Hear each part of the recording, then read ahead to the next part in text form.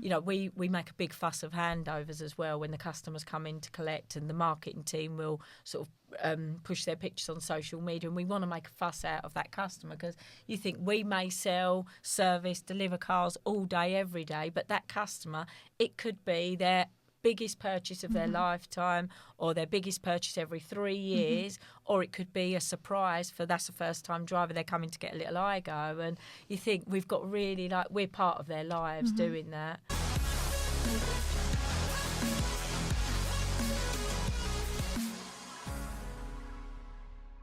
Hello and welcome to the Armchair Show. Today we've got some fantastic guests and I'm so thrilled to have you guys here with us today. To kick us off, why do you guys do what you do? Well, I think I kind of just fell into it 10 years ago, and I love it. I love the dynamic of it. I think it's, you know, marketing is my passion, and I think the way the industry has changed, we can be really sort of centre now with the marketing, and we're doing a lot more at a dealer level. So yeah, it's just, you know, enjoy my job every day. Amazing. Yeah, so I also fell into it as we discussed, but yeah, I think there's never a day that's the same. My background is I love selling, and I still say I'm a salesperson, but you know, director, call you what you want. We've got it in. It's where we are natural. So I love it. I love the fact that we're in such a changing industry at the moment. In terms of the cars that are changing, you know, we've got a lot going on with electric. I think we're in a very unusual time at the moment. It's like, are we going to go electric? Is everyone going to go electric, or are we going to stick with hybrid, which is our Toyota and Lexus are sort of hybrid pioneers. So never, and also I love people. Like, I don't like the whole working from home. I love to go into the office and see people. Working from home was, in lockdown, it wasn't good for me. I like to talk, I like to socialise, so yeah. Yeah, amazing. And what's the best thing about your job? Apart from the money, getting in every morning. You can say the money. Yeah. Have no shame. Nothing wrong with money. I don't know.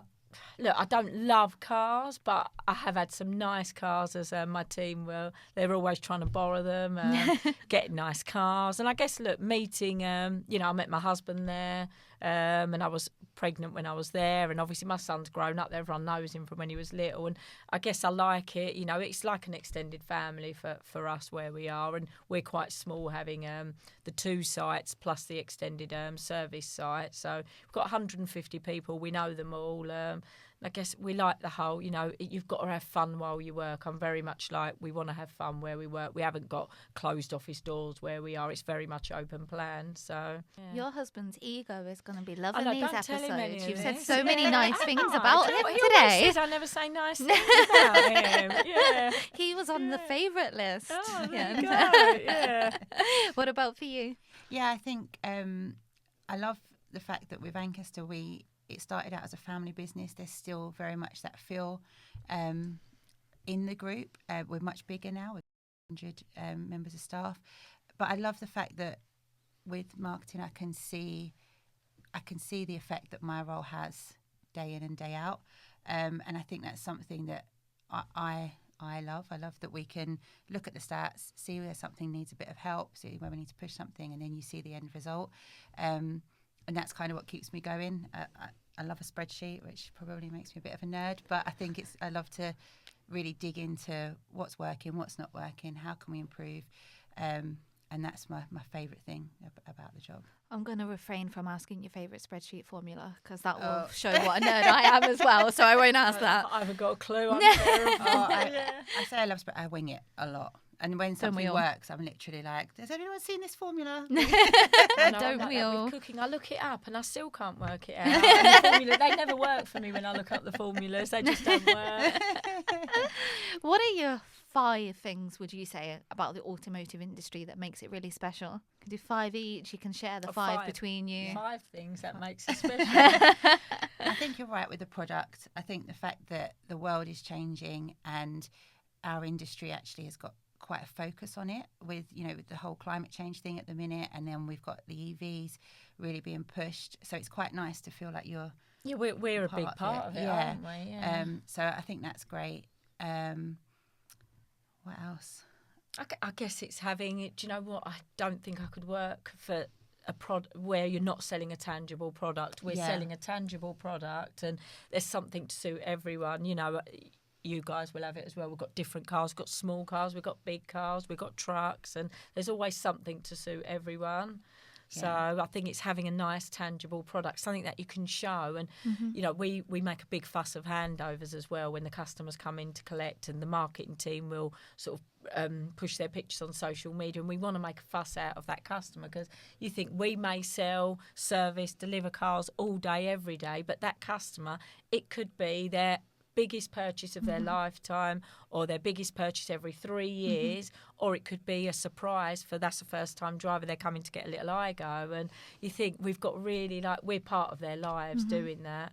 You know, aside from a house, that's the most money that they're spending, so what an impact we're having on lives of people as well. Yeah, and I think, you know, as dealer groups and franchise dealers, we get to work with some of the biggest brands in the world, and so it's really nice to work closely with those brands. And in the positions that we're in, you get to speak to people. Sometimes you feel that you can not influence the overall brand, but you're talking to people who can influence. And yeah, just being part of those global brands is really exciting. Yeah, and again, I was lucky when I went to Japan, so I went to the design centre where they design all the cars for all the different economies, because obviously Japan will have different cars, USA will have different cars, and the design down there blew my mind. And the guy there, we was lucky enough to speak to him, and they've got it was to witness that yourself, and they've got a design dome, they show the cars in there, they've got the ability to take the roof off the place and show what that car looks like in winter, in summer. Wow. And so they can see what will that car look like in different environments. And I was talking to him and I said, what is the future? And, you know, and he said, oh, what do you think of this? And I thought, oh, he's asking me what I think of this. And, you know, saying, you know, is there going to be, you know, what is the future? You know, is it hybrid? Is it electric? And, yeah, and isn't it seeing all the different things out there? And, yeah, like you said, we are a sort of part of that. We're meeting with the manufacturers, seeing that. And that leads on quite nicely. Like, what would you say is the future of the automotive industry? What do you think we should all be kind of gearing up or preparing for the next 12 months, next 24 months? There's some really good articles on LinkedIn. So my personal headline title is "The Future is Eclectic." So it's not electric, it's not one thing, it's not the other. I think we've got to look at what is going to suit different people and what is going to be. We have got to look at the environment, sustainability, but you've got different things that are going to suit different people. And Toyota are very much into their hydrogen as well. So it's actually, as you drive a hydrogen car, it actually cleans the air. So it's actually cleaner to drive a Toyota Mirai, which we don't retail, but it's actually cleaner to drive that car because it cleans the air as you're driving it, because it emits water. So, and I think there's so many different things, but obviously it's going to take years and years for research and development. It's not an overnight solution that is going to be like, oh, this is the future. I think there's so many different things. Yeah. Yeah, I think, you know, we know that the switch to electric is coming, and it's been pushed back slightly, which I think has given a bit of a confused message to our customers. But people are asking more questions now. They're more au fait with having an electric car, but it's just, I think the future needs to be the infrastructure that needs to definitely improve, and then I think once we've got that, the manufacturers are racing to get the cars in line with where we need to be, basically. What would you like to see next? Like, if you could wave a magic wand, what would you like to see next over the next 5 years for the industry? I think we were talking earlier about women in the industry, and I just think it's about really modernising itself and coming up to speed with where some of the other industries are. And I think kind of, instead of feeling like we're an old school industry, and we're you know, I think starting to embrace the fact that the product that we're selling and the product that we're promoting is for the future. You know, we're not stuck in the old days, and we're not wheeler dealers anymore. You know, everything's very professional. I think really embracing that. I guess reputation. Do you know, you always watch a film and they'll say, oh yeah, that's a car salesperson, and there'll always be a stigma attached, or car salesman, they say, and there's always a stigma attached. And I think, no, do you know what? The people in the car industry work so hard. How can you stigmatise them with, oh, they wear sheepskin coats and that's what they're like? You know, let's let's put different role models across. And yeah, and we work hard to build our reputation as retailers. Exactly. You know, when we're a franchise dealer, and I'm sure, you know, even smaller independent dealers, we have so many hoops to jump through, and we make sure we're transparent, and we make sure we're compliant, and, you know, the customer's getting the best possible outcome. But again, when you keep... They don't realise how hard they work. You know, we sell cars, we sell insurance, we sell extras, we test drive people, we're showing people how to drive, we're showing people how to maintain their car. There's so many different things that we do, and we're trying to make them feel comfortable when they come into the showroom. Yeah. You know, we spent a lot of money on our showroom, as I'm sure you guys do. Yeah. We've just done our Toyota showroom, and we spent a lot of money on that showroom to make it a comfortable place, while I guess Toyota researched and said, oh, you know, this is how we're going to put the sofas so they're comfortable, so the customers can look at the screens. And, you know, there's a lot. And I think, I want to see like a different... I don't want to see the stigma attached to car sales or car service. And it'd be nice for people to say, do you know what, that industry has really worked hard. And, you know, no one's here to sort of rip everyone off. We're here to offer a service and offer a consultancy to our customers. Yeah, because it is more of a consultancy now than sales, really, isn't it, in the traditional sense? And I always say to some customers, and one customer actually phoned me, said, I've only come back to you because you said I was like part of the family. And he moved so far away, and everyone's got like my direct office number. I'm connected with a lot of customers on LinkedIn, even on Facebook, and they even know, like, you know, they know me, they know my husband, they know my son, and it feels like, you know, we want to feel like part of a family, and we want people to understand that we're human beings working, and our team are human beings working. You know, we're not just robots, and we want the customers to come in and feel comfortable. And, you know, if they don't feel like that this is right for them, then we don't offer a pressurised environment at all. We're offering them. There's a lot of choice out there, and obviously I'd love for everyone to come and buy a Toyota and Lexus, but if it doesn't suit them then maybe the next time. This is funny, isn't it? That stereotype of car dealers and car salesmen is so drastically different, isn't it? I'm going to show my age with what I'm about to say now, but do you remember Matilda? Matilda's dad worked in car sales, right? I didn't know that. I never watched. Yeah. Oh, no, didn't really. And I feel like he is such a classic stereotype of car salesman, right? You watch him, if you watch the movie, he's like editing the mileage on the clock of the car and his dodgy deals. And his... Daddy, that's cheating. Of course it's cheating. Nobody ever got rich being honest. 20 years ago, we could turn the numbers back by hand. It's a terrible stereotype, and it's so far from the reality of what you actually experience when you go into a showroom. So I agree, it would be nice, because there's so many amazing people in this industry. And there's a lot of compliance we've got to go through. There is a lot of hoops, a lot of compliance that we've got to go through. We're highly regulated.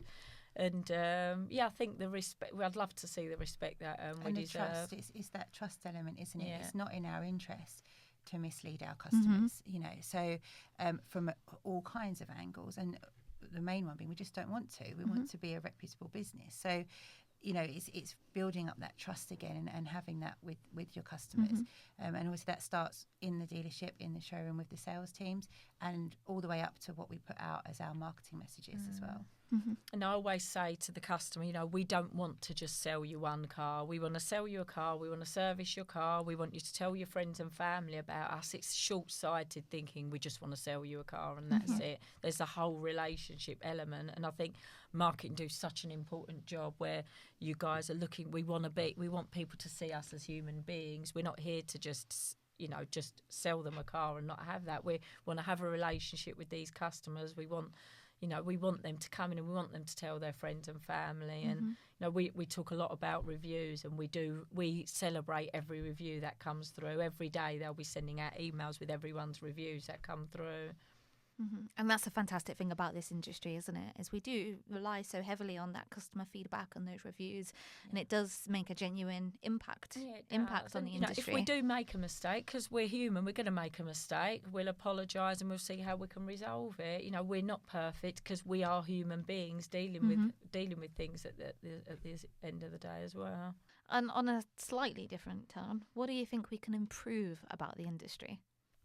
I guess it is making sure that everybody that comes through we're really into the culture, as I mentioned before, and making sure everyone knows that when they're employed by, I can only speak on behalf of Hills, Toyota, Lexus, that everyone has got that same culture. Do they understand that we want them to live and breathe exactly the same culture, of complete honesty, complete transparency, and making sure that they're 100% clear on what their job is to do. Their job is to make sure that we treat that customer, and again, Lexus will love this, but we've got a word that we use at Lexus and Toyota called omotenashi, and it's treating the customer as though they're a guest in our own home. How would you treat them? We walk every customer to the door because that's what you do at home. So making sure that every single person that comes into our dealership doesn't touch a customer until they know exactly what our rules are.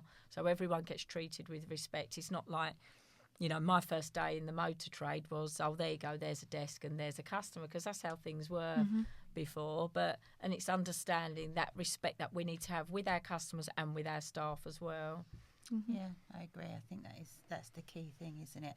Just making sure that we look after the customer from beginning to end. And as you say, we want them to come back. We've got the after sales side of the business, and for us we've got 6 different brands, and we need people to understand that if we don't have the car for them at one dealership, we might have it elsewhere. But if they don't experience that customer satisfaction in that dealership, they're not going to come to our other site. So it's really, really key to make customers feel welcome.